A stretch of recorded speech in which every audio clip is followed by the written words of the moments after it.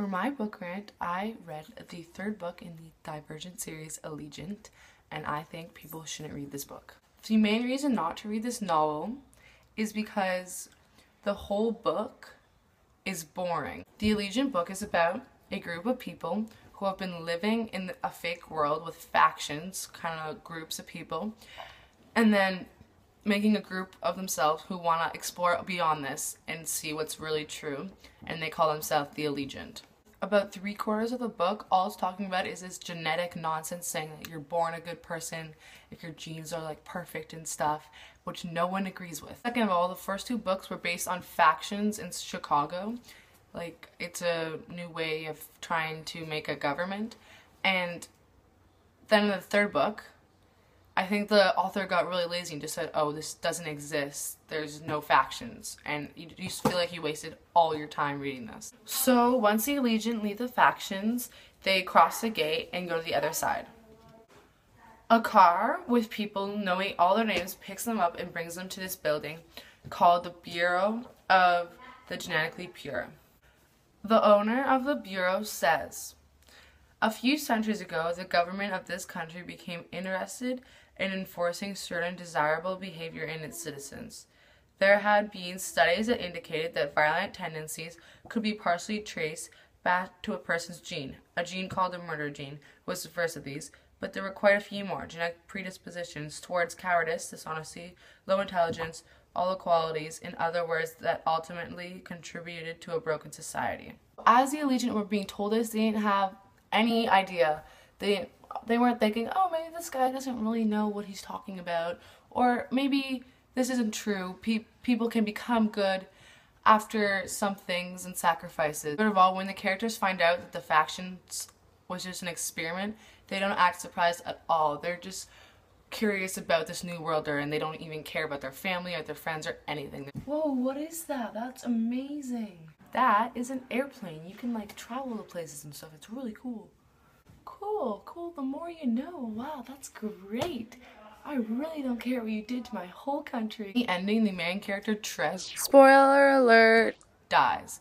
I don't know any author that develops such a great character and just kills her off for some stupid reason.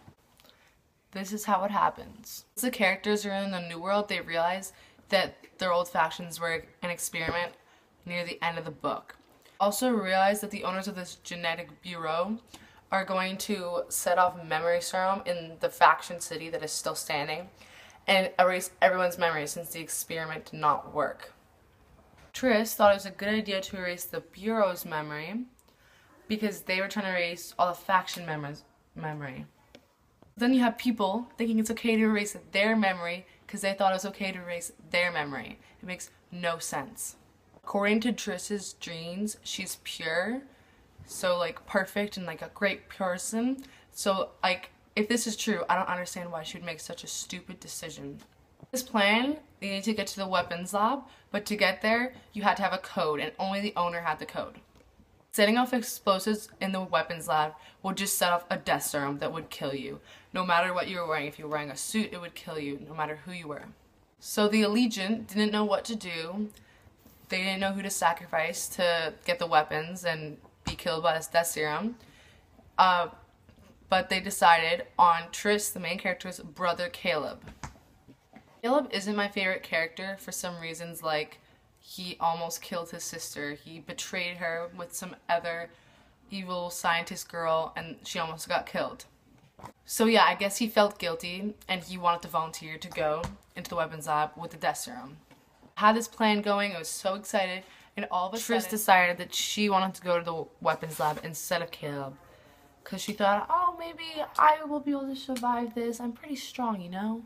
I guess Tris thought she could survive it because she resisted this truth serum that makes you tell the truth no matter what. Because she's a really strong, genetically pure. I didn't think she was going to survive, but she survived it, right? So she's stealing the weapons, and she turns around, and the leader of the genetically pure bureau, David, decides to shoot her twice, and she dies. That's how she dies. She got shot. Been through so much, and then she just got shot by this guy. Like, I would prefer that Trish died for some other heroic reason, But she did this, it's from her trying to be selfless, and it doesn't really work. She just gets shot. Like, why didn't they see this coming, try to plan something out? It was so bad. So her boyfriend Tobias is really sad and depressed and doesn't want to talk to anyone and just leaves for a bit until someone finds him. Triss's best friend Christina finds him and talks to him, and this is what he says in his mind after they have like a chat about this. Sometimes it is nothing more than gritting your teeth through pain and the work of every day, the slow walk towards a better life. That is the sort of bravery I must have now.